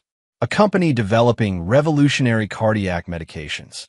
They needed my death to look natural for the insurance payout and to eliminate me as a potential threat once they commercialized their research. And your son? Liam's expression darkened. He wasn't supposed to be targeted, but he began noticing things, asking questions. They realized he could expose them. This is extraordinary, Deborah said, but proving conspiracy to commit murder will be challenging. Audrey has filed counter-allegations claiming you're paranoid and dangerous. The Montgomerys have significant influence. I know. Liam leaned forward. That's why I need your expertise. I won't just be fighting for custody or divorce settlements. I'm fighting to protect my son and expose everyone involved in this plot, no matter the cost. Deborah studied him. This could get ugly. The kind of warfare that leaves no one unscathed. I've been in ugly places before, Liam replied, his voice hardening. The difference is, this time, I'm not bound by military rules of engagement. After leaving Deborah's office, Liam drove to a storage facility on the outskirts of Portland. Using a key he hadn't touched in years, he opened a climate-controlled unit containing sealed cases of equipment and documentation from his former life, contingencies he'd maintained even after transitioning to civilian work. As he sorted through the materials, his phone buzzed with an encrypted message from a former colleague now working in digital intelligence. Analysis complete on cloud backups. Wife's deleted messages recovered. Confirmation of plot involving Samuel Reeves, Harold and Elaine Montgomery, Vivian Patterson. Evidence suggests plan originated 10 months ago. Additional party involved. Todd Montgomery appears to have had reservations, but was aware. We'll continue extraction. Liam pocketed his phone and closed the storage unit, a cold resolve settling in his chest. The people who had plotted against him and threatened his son were about to discover exactly whom they had crossed. His years in military intelligence hadn't just taught him how to identify threats. They had taught him how to dismantle them, piece by methodical piece. The war had begun. Chapter 4, Gathering Storms. 3 weeks after Thanksgiving, Audrey Montgomery Westbrook sat in her attorney's plush office, frustration evident in every line of her body. Her lawyer, Gregory Pennington, a silver-haired man with political connections throughout Oregon, delivered unwelcome news. Judge Preston won't budge on the temporary custody order, he explained. Your husband's evidence, particularly the recording of your son's statements and the preliminary toxicology report, has convinced the court to maintain the status quo until the full hearing. This is absurd, Audrey hissed. Liam has manipulated everything. He's turned my son against me with his paranoid delusions. That toxicology report is probably fabricated. Pennington's expression remained carefully neutral. The judge has ordered independent verification of all evidence. More concerning is your husband's legal team. Deborah Wells has brought in specialists in pharmaceutical litigation and criminal conspiracy. They're building a substantial case. They have nothing, Audrey insisted, though doubt clouded her eyes. Samuel assured me the compound is untraceable. Perhaps in a standard autopsy, Pennington replied carefully. But specialized testing can detect molecular markers. And Ms. Wells has filed motions for access to your research records and laboratory samples. Audrey paled. They can't do that. Those are protected by confidentiality agreements and intellectual property laws. They're arguing public safety concerns and imminent danger. Given the circumstances, they may succeed. Pennington leaned forward. Ms. Westbrook, I need to be perfectly clear. If there's any truth to your husband's allegations, you need to tell me now so I can properly advise you. Audrey's phone buzzed. A text from Samuel. They've frozen the research accounts. Emergency meeting with investors in 30 minutes. She stood abruptly. I need to go. Just do your job and get me access to my son. Across town, in a renovated industrial loft that now served as his temporary home, Liam worked at a sophisticated computer setup. Surrounding him were former colleagues. Maya Daniels, a digital intelligence specialist who had left the military the same time as Liam. Ramon Vega, a behavioral psychologist with expertise in interrogation techniques. And Derek Powell, a forensic accountant whose analysis had helped bring down international criminal networks. The financial web is complex but clear, Derek explained, pointing to a network diagram on the main screen. The Montgomerys diverted nearly $2 million through shell companies to fund Samuel's research. They've been methodically liquidating assets over the past 4 months, right after the life insurance policy was established. Maya nodded, pulling up communication records. Their operational security was amateur at best. Once I accessed Audrey's cloud backups, I found message threads discussing dosages, timing, and creating natural-looking scenarios. Most damning is this exchange between Audrey and her father 3 months ago. She displayed a message thread. Audrey, what if he suspects something? He's always been too perceptive. Harold, that's why Thanksgiving is perfect. Surrounded by family, everyone emotional, no one will question a sudden health crisis. Samuel says cardiac symptoms present almost immediately. We'll call an ambulance, but it will be too late. Audrey and Caleb? Harold, mild dose, just enough for stomach upset. Elaine will insist he stay with us during your grieving period. By the time the will is executed, you'll have full custody, and our path forward is clear. They were planning to use my son as a pawn, Liam said, his voice dangerously steady. To manipulate him while I was eliminated. Ramon studied the psychological profiles he'd assembled. The family dynamics are fascinating. Audrey shows classic narcissistic patterns, while her parents display enabling behaviors motivated by financial gain. Samuel Reeves is the most dangerous, a genuine sociopath with delusions of scientific grandeur. What about Vivian and Todd? Liam asked. Vivian was a willing accomplice, motivated by jealousy of Audrey's success and financial dependence on the Montgomerys. Todd appears more complicated, reluctant, but ultimately complicit. His wife Natalie seems genuinely horrified by what she discovered. She could be valuable. Liam nodded, making a decision. Derek, proceed with the financial strangulation. Maya, release Packet 1 to the pharmaceutical board and FDA investigators. Ramon, make contact with Natalie. It's time to isolate the conspirators from each other. As his team dispersed to their tasks, Liam turned to a secure line to call his son, who was staying with Liam's sister Jennifer in Washington State. Though the separation was painful, Liam knew it was necessary until the danger was neutralized. Caleb answered immediately. Dad, when can I come home? Soon, buddy, Liam promised. You're being so brave. Are you doing okay with Aunt Jenny? Yeah, she's nice. We built a snowman yesterday. Caleb's voice dropped to a whisper. Dad, Mom's been trying to call me on Aunt Jenny's phone. Liam's grip tightened on the receiver. What did you tell Aunt Jenny? I remember what you said. I didn't answer and told Aunt Jenny right away. Good job, Caleb. That was exactly right. Liam took a deep breath. I promise we'll be together again soon. I'm working on making everything safe. Are the bad people going to prison? The innocent question hung in the air. Liam considered his response carefully. They're going to face consequences, Caleb. I promise you that. After ending the call, Liam opened a secure safe and removed a small journal, his personal record of the operation unfolding around him. He made several entries before closing it and turning to a chessboard set up in the corner of the room. Each piece represented a player in this deadly game. One by one, he began moving the pieces, plotting the next phase of his strategy. Chapter 5, Fault Lines. Samuel Reeves hurried through the underground parking garage of Montgomery Pharmaceutical Investments, constantly glancing over his shoulder.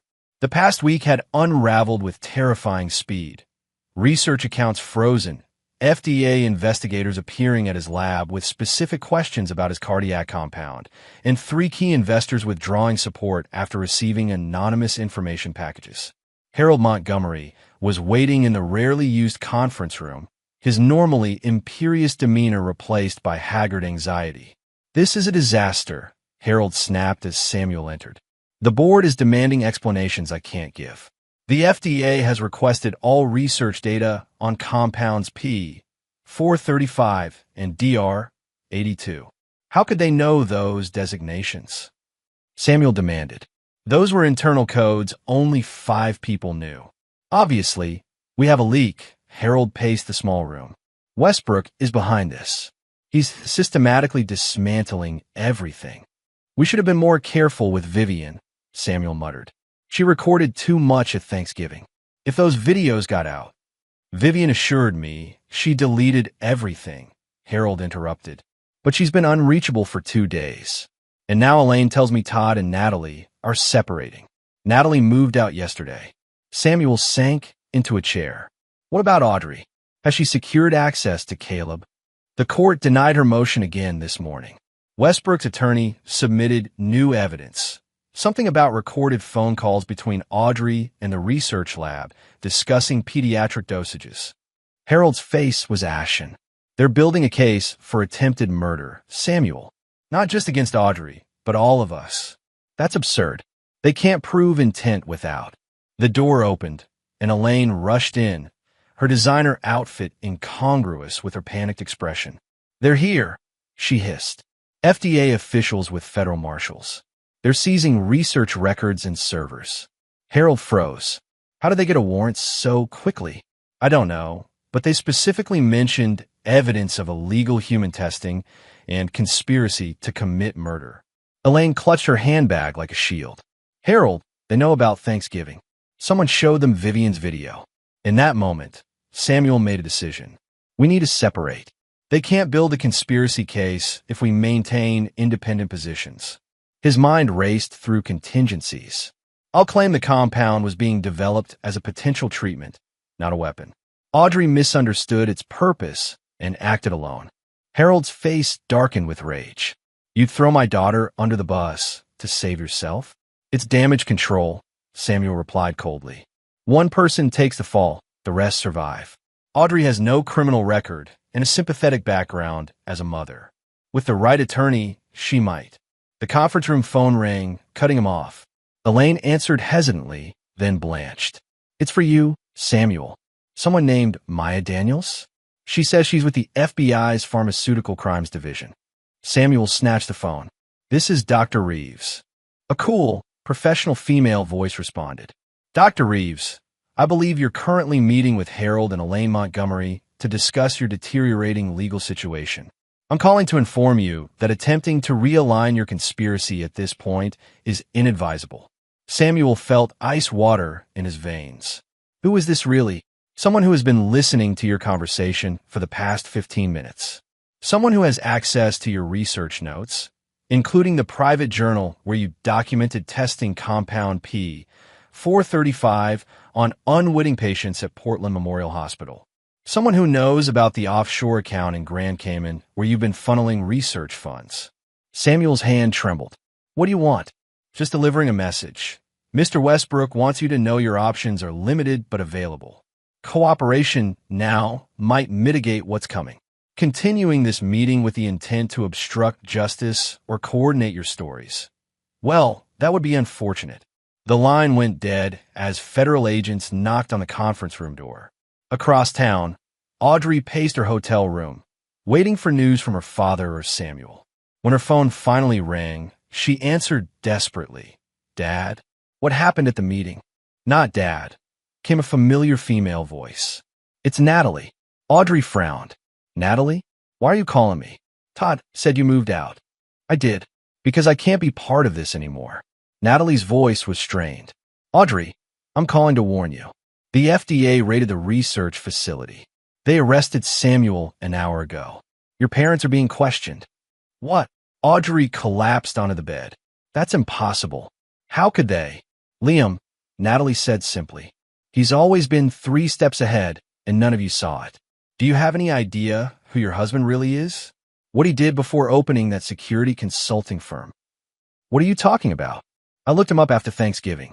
His military service records are mostly classified, but I have a brother in intelligence who recognized his name. Liam wasn't just military, Audrey. He specialized in dismantling terrorist networks and hostile foreign operations. He was legendary for his ability to unravel complex threats without direct confrontation." Audrey's breath caught. "You're lying." "Am I?" "Then explain how within 3 weeks, he's frozen all your assets, turned your research team against you, convinced a judge to deny you access to your son, and just orchestrated the arrest of your lover. He even has Vivian's video, the one she promised she deleted." "How do you know all this?" Natalie hesitated. "Because he approached me the day after Thanksgiving, showed me evidence of what you were all planning, asked if I was involved." Her voice hardened. "I wasn't, Audrey. I had no idea you were trying to murder your husband and drug your child. When I saw the proof, I cooperated." "You betrayed your own family?" Audrey hissed. "No, you betrayed yours when you plotted to kill the father of your child," Natalie shot back. "I'm calling because, despite everything, Todd still cares what happens to you. He convinced Liam to offer you one chance. What chance? Turn state's evidence. Provide testimony against Samuel and your parents. In exchange, the prosecutor will recommend reduced charges, enough that you might see your son again someday, even if it's years from now. And if I refuse, then Liam releases everything, not just to the authorities, but to the media. Every message, every video, every piece of evidence showing you were willing to sacrifice your child to cover up murder. You'll never see Caleb again. The line went silent for several seconds. I need to think, Audrey finally whispered. Don't think too long, Natalie replied. The offer expires in 24 hours. And Audrey? He's watching you. Don't try to run. Chapter 6. Closing the Net. Vivian Patterson huddled in the corner of a downtown Portland coffee shop, nervously checking exits and glancing at her phone. When a woman in a crisp suit sat down across from her, without invitation, Vivian flinched. You must be Maya, she said, voice barely above a whisper. Liam's associate. Maya Daniels nodded once. You brought what was requested? Vivian slid a thumb drive across the table. Everything. The original Thanksgiving videos, all the planning meetings I recorded, conversations with Samuel about the compound. She leaned forward urgently. I want immunity. Full protection. That's not my decision, Maya replied coolly. But your cooperation will be noted. The prosecutor appreciates evidence delivered voluntarily rather than seized under warrant. I was just following Audrey's instructions, Vivian insisted. She said they needed documentation for a potential medical intervention because Liam was becoming erratic. I never knew they were planning to. Spare me, Maya interrupted. Your text messages with Audrey make your knowledge quite clear. You discuss camera angles to capture the moment discreetly when it happens. Vivian paled. You have my texts. We have everything, Ms. Patterson. The only question now is whether you'll be charged as an active conspirator or negligent accessory. Maya stood, pocketing the thumb drive. A federal agent will contact you this afternoon to formalize your statement. As Maya left, Vivian buried her face in her hands, the gravity of her situation finally sinking in. At the temporary command center, Liam reviewed latest developments with his team. The evidence against Samuel Reeves had proven overwhelming once FDA investigators gained access to his research. Harold and Elaine Montgomery remained in questioning, their attorneys desperately trying to distance them from the most serious charges. Todd had cooperated fully after Natalie's intervention, providing crucial details about financial arrangements and family discussions. Audrey is the final piece, Ramon observed. Her testimony would complete the case against all parties. She's weighing her options, Liam replied. The prosecutor's offer expires tomorrow morning. Derek glanced up from his laptop. You think she'll take it? She'll calculate her best chance of eventual access to Caleb, Liam said with cold certainty. Self-preservation has always been her guiding principle. Maya returned, setting the thumb drive on the table. Vivian delivered. She's terrified and trying to minimize her involvement, but the videos are damning. I've sent copies to the prosecutor. Liam nodded his thanks. Any update on Judge Lowell's decision? Just came through, Ramon reported, checking his phone. Permanent sole custody granted. Audrey's visitation rights will depend on the outcome of her criminal case. A weight lifted from Liam's shoulders, the first genuine relief he'd felt in weeks. Caleb would be coming home soon, safe from the people who had betrayed him. There's something else you should see, Maya said, pulling up an email on the main screen. Samuel Reeves is offering a deal. Comprehensive testimony against the Montgomerys and Audrey in exchange for reduced charges. Liam's expression hardened. They're turning on each other, exactly as predicted. Should we inform Audrey? Derek asked. Might motivate her decision. No need, Liam replied. She'll make her choice, believing she still has leverage. Let her illusions remain intact a little longer. Hours later, alone in the loft after his team had departed, Liam received a call from an unknown number. He answered cautiously. How did you do it? Audrey's voice was ragged, unrecognizable. Liam remained silent, letting her continue. I thought I knew you, she continued, a bitter laugh escaping her. Boring, predictable Liam. So focused on your business, so trusting. I never imagined you could dismantle everything so thoroughly. You never bothered to know me, Liam finally replied. You saw what you wanted to see. And Samuel? My parents? What happens to them? That depends on the evidence and their cooperation. The conspiracy was extensive, the intent clear. The consequences will be proportionate. A long pause followed. And me? If I cooperate, you'll face charges. You'll serve time. But you might eventually have supervised visits with Caleb when he's old enough to decide if he wants to see you. He's my son. Audrey's voice cracked. He was your son, Liam corrected her coldly. The moment you prioritized Samuel and money over his safety, you surrendered that claim. You were willing to drug him to maintain your cover story, to manipulate him during his grief over my death. It wasn't supposed to happen that way, she whispered. But it was supposed to happen, Liam pressed. My death. Your new life with Samuel. The research millions. That was the plan, wasn't it? The silence stretched between them. I'll take the deal, she finally said, defeat evident in every word. My attorney will contact the prosecutor in the morning. A wise choice, Liam replied. The only one you have left. After ending the call, Liam walked to the window overlooking the city lights. In his hand, he held a small photo of Caleb from his last birthday, grinning proudly next to his science project. Tomorrow, Liam would drive to Washington to bring his son home. They would begin rebuilding their lives, free from betrayal. The people who had plotted against them would face justice. Not in the swift, violent manner Liam had once administered in distant conflicts, but through the methodical, inescapable dismantling of their lives, freedom, and futures. A different kind of operation, but with the same ruthless efficiency. Some might call it revenge. Liam simply called it consequences. Chapter 7. Justice and Revelations. 6 months after the Thanksgiving incident, Liam sat in the back row of the federal courthouse, watching as Samuel Reeves was led away in handcuffs. The sentencing had been severe: 18 years for conspiracy to commit murder, illegal human drug testing, and fraud. The judge had been particularly unmoved by Samuel's attempts to portray himself as a misunderstood scientific pioneer. Outside the courtroom, reporters clustered around the prosecutors and investigators who had assembled the case. The story had captured national attention. The pharmaceutical researcher who had tested lethal compounds on unwitting patients, the family conspiracy to commit murder for financial gain, and the intended victim who had systematically exposed it all.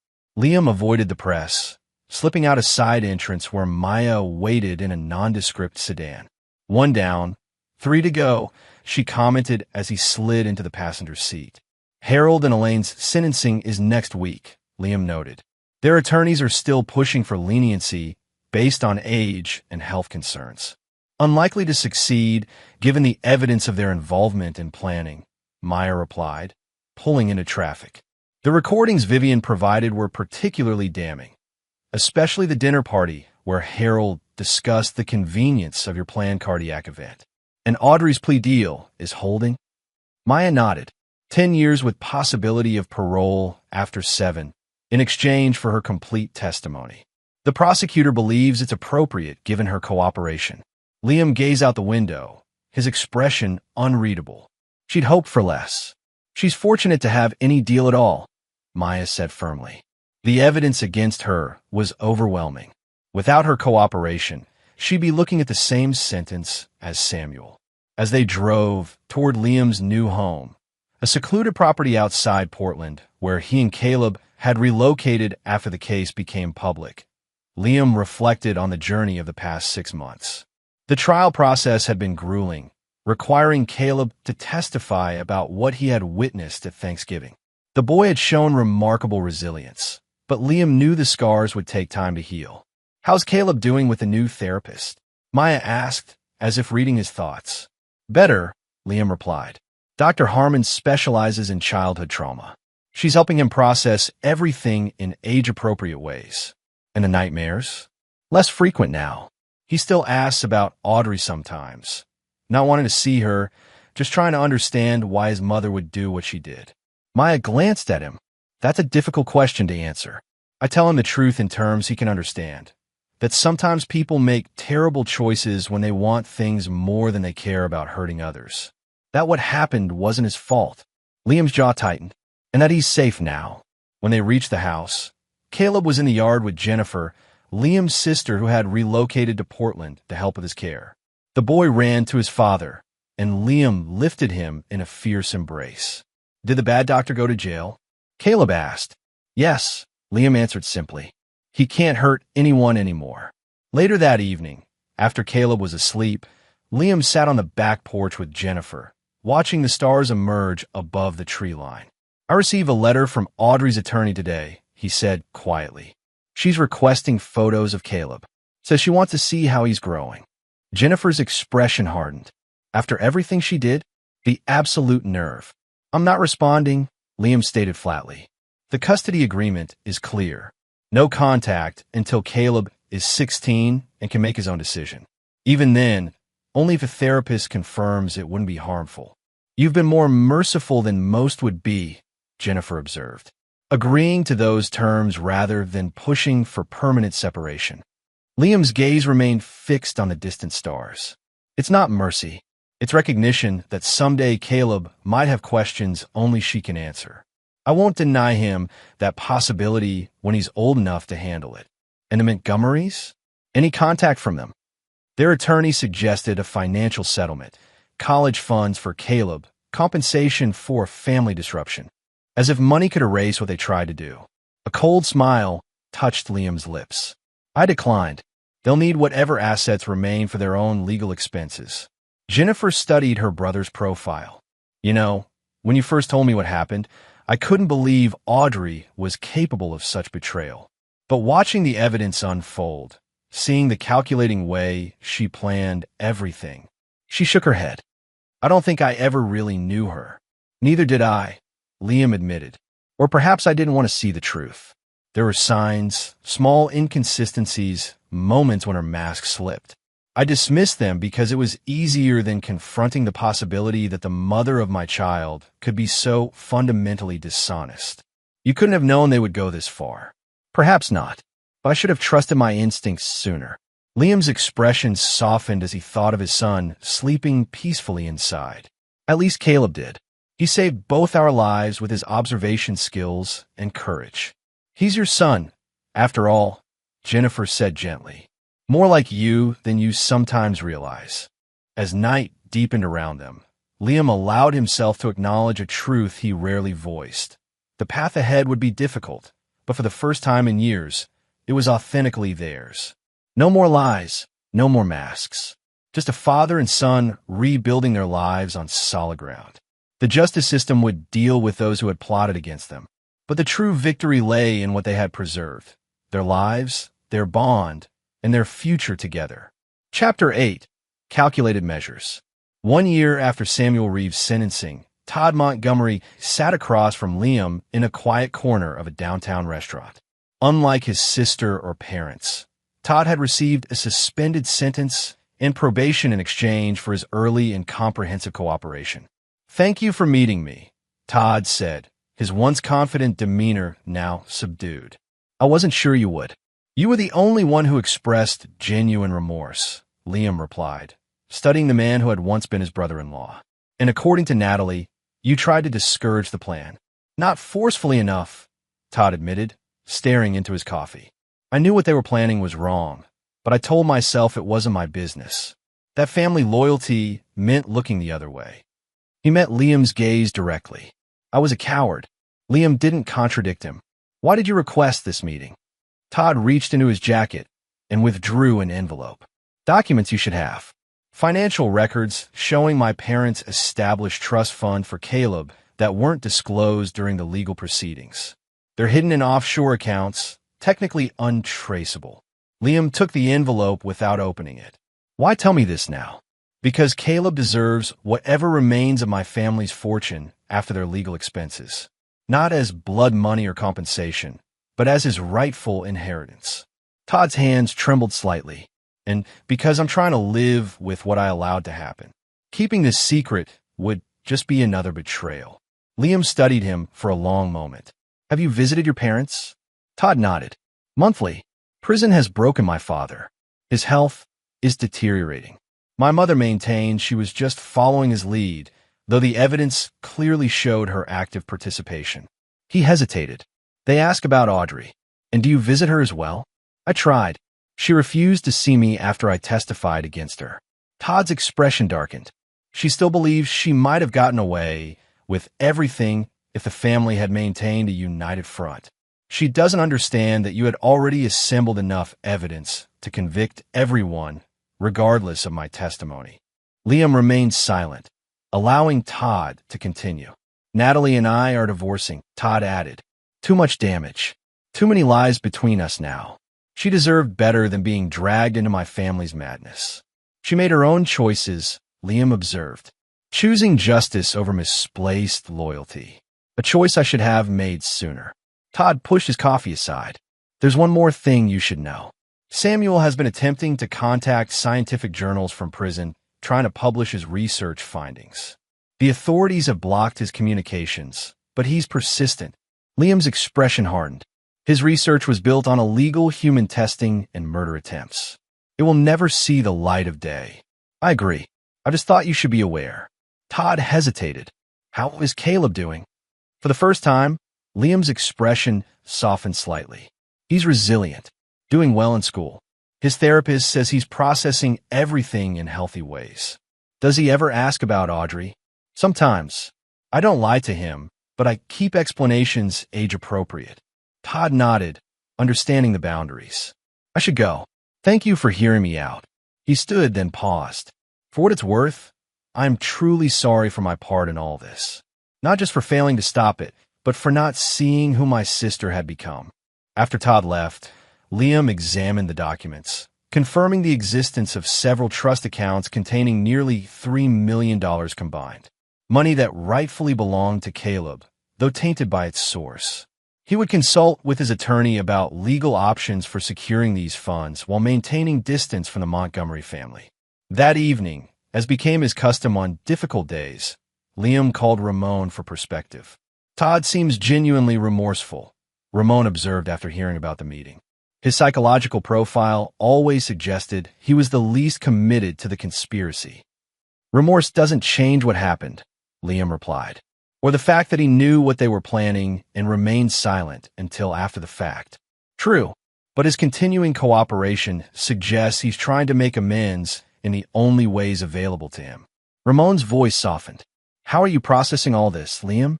It's been a year of constant legal battles and rebuilding your life.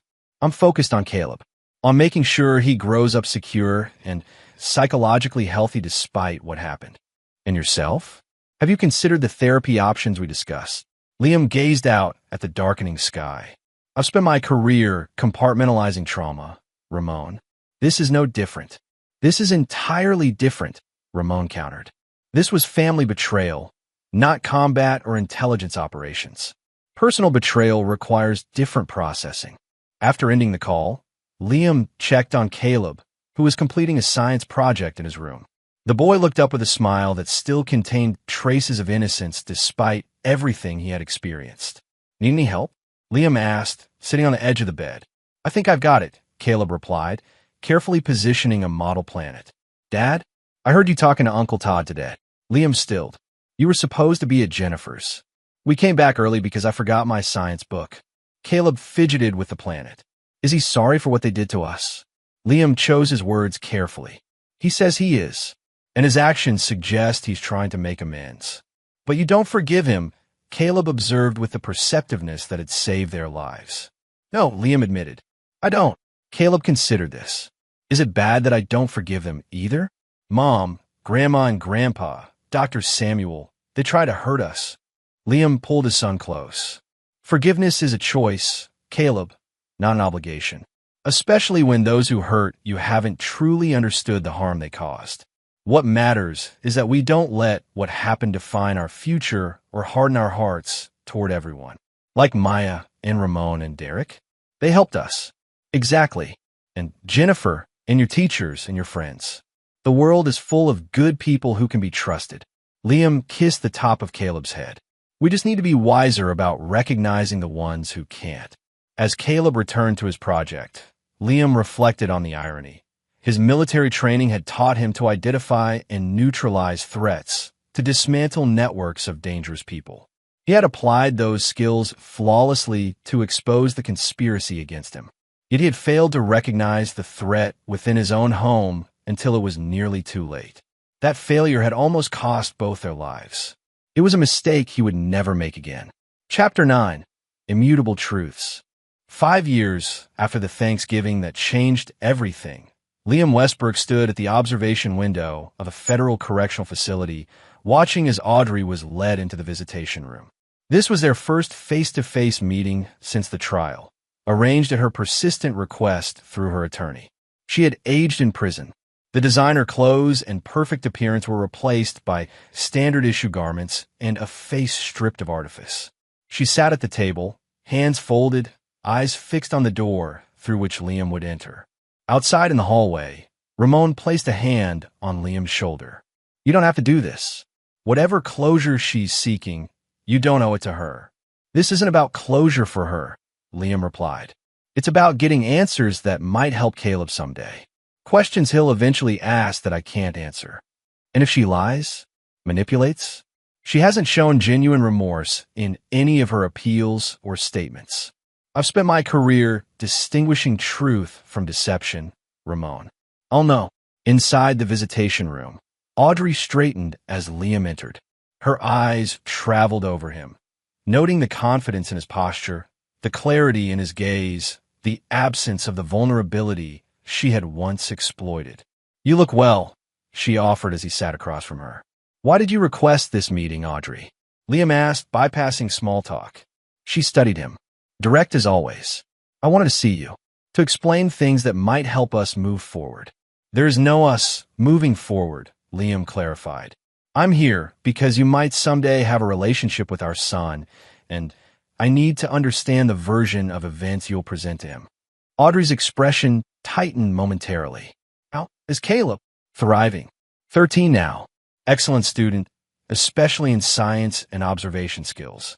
Healthy relationships with friends and family." "Does he ask about me?" "Sometimes.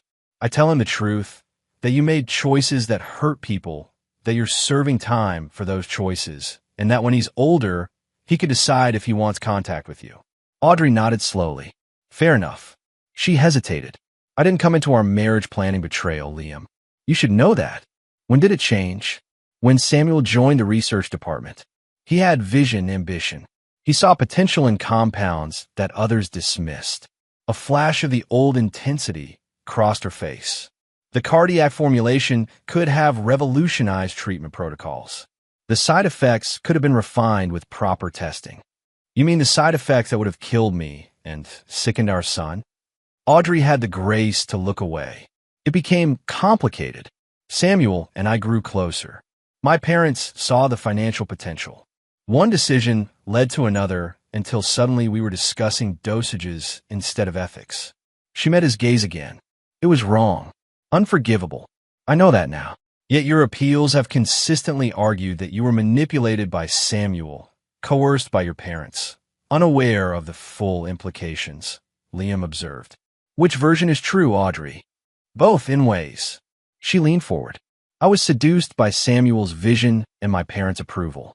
But I also made conscious choices. The truth is more complicated than legal arguments can capture." "And Caleb? Was drugging our son your idea or theirs?" Pain flashed across her face, the first genuine emotion Liam had seen. "Not mine. Never. Harold suggested it when we realized Caleb was becoming suspicious.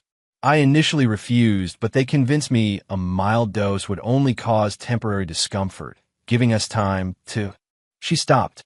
"To manage the aftermath of my death," Liam finished coldly. Audrey nodded, unable to meet his eyes. "Yet you placed that compound on his plate yourself. I saw the security footage from the kitchen. No one forced your hand. By then, I had convinced myself it was necessary, that we had gone too far to turn back." She looked up, tears forming. "I've had 5 years to replay those moments, Liam, to recognize the person I became. I don't expect forgiveness. I don't even know if I deserve the possibility of seeing Caleb someday. That will be his decision when he's 16, As agreed in the custody arrangement, Liam stated firmly, "I won't influence him either way." "That's more than I deserve," she acknowledged. "Thank you for that, at least." As the meeting concluded, Audrey asked one final question. "Do you ever think about what might have been? If we had just been honest with each other from the beginning?" Liam paused at the door. "No, I don't live in hypotheticals, Audrey. Only realities." His expression was implacable. "The reality is that you plotted to murder me and endanger our son for money in a relationship with a man who has shown no more loyalty to you than you showed to us. Those choices defined you more clearly than our years of marriage ever did." Outside the prison, Ramon waited by the car. "Get what you needed?" Liam nodded. "Confirmation of what I suspected." She acknowledges her actions, but still sees herself partially as a victim of circumstance. If Caleb ever chooses to see her, he'll need to understand that pattern. "And you? What did you get from this?" "Certainty," Liam replied simply. "Final confirmation that the path I chose was the only one possible." Back home, Liam found Caleb and Jennifer preparing dinner. The boy, nearly a teenager now, had his father's observant eyes and analytical mind, but had somehow retained a capacity for joy despite the trauma of his early years. "How was your meeting?" Jennifer asked quietly when Caleb went to set the table. "Illuminating," Liam replied. "She's still the person she revealed herself to be 5 years ago, just with better awareness of her actions." "Will you tell Caleb you saw her?" "Yes. No more secrets in this family." Later that evening, Liam sat with his son on their back porch, the same spot where he had once discussed betrayal with Jennifer years earlier. He explained the meeting in age-appropriate terms, answering Caleb's questions honestly but carefully. "Do you think people can really change, Dad?" Caleb asked, staring at the stars. "They can," Liam replied thoughtfully. "But true change requires more than regret or consequences. It requires deep understanding of the choices made and the harm caused. The willingness to make amends without expectation of forgiveness. Like Todd, try and help us, even though you'll never forgive him." Liam smiled at his son's perceptiveness.